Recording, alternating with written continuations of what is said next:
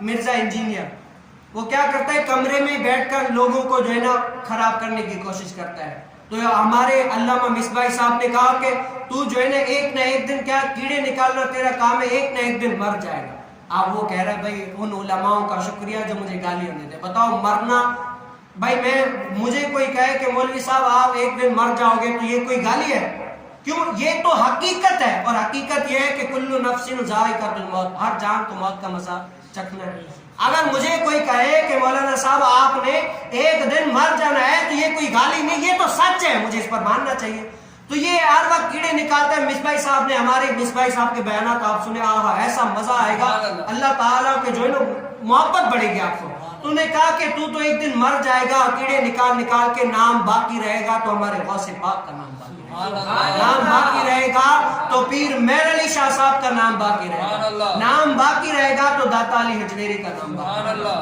اب یہ کہتا ہے بھائی نہیں درمیانے بابوں کو نہیں ماننا. درمیانے بابے اس کے نزدیک، حالانکہ قرآن کریم فرقان حمید میں ہے کہ جو دین پہ عمل کرتا ہے نا، دین کو گلے لگاتا ہے، اللہ تعالیٰ اس کو جو ہے نا اپنا ولی بنا لیتا ہے. یہ آیت عام نہیں بلکہ یہ آیت عام ہے، خاص نہیں ہے کہ صرف صحابیوں کے بارے میں اور کے لیے نہیں. یہ آیت عام ہے، مطلق ہے، مقید نہیں ہے. جو بندہ دین پہ عمل کرتا ہے، دین کو گلے لگاتا ہے، جس طرح دین کہتا ہے اس طرح کرو، اللہ تعالیٰ اس کو نتیجہ یہ دیتا ہے کہ وہ اللہ تعالیٰ کا ولی بن جاتا ہے.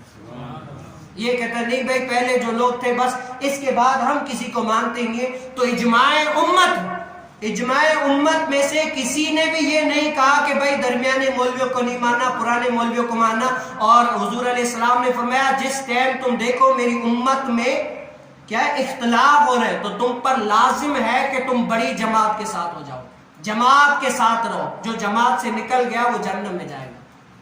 اب جماعت اجماع امت میں سے کسی نے بھی یہ نہیں کہا کہ بھائی جو درمیانے مولوی ہے وہ خراب ہے، پرانے مولوی صحیح ہے. جو خراب ہے ان کی تو رذل ہم بھی کرتے ہیں، برا ان کو تو ہم بھی کہتے ہیں، اس میں کون سی نئی بات ہے.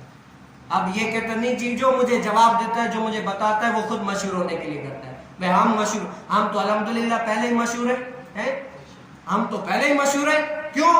وہ خود ہی ایسا کمینہ ہے کہ ہمارے مولویوں علامہ پیر اجمل رضا قادری صاحب کی تصویر لگا کے وہ ویڈیو بنا دے گا، پیر رضا مصطفی صاحب کی بنا کے ویڈیو بنا دے گا، اور کوکب نور علی صاحب کی تصویر لگا کے بنا دے گا ویڈیو. تو یہ کہتا ہے میں بڑا وہ علامہ ہوں، فہامہ ہوں، یہ ہوں وہ ہوں.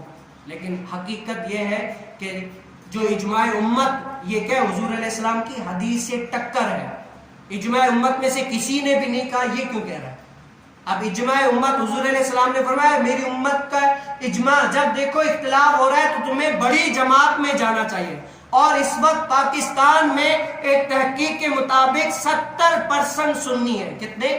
70% سنی ہے، 30% جو ہے نا یہ وہابی، ناسبی، خارجی، یہ سب کچھ یہ ہے. تو بڑی جماعت کون سی ہوئی؟ الحمدللہ اہل سنت والوں کی.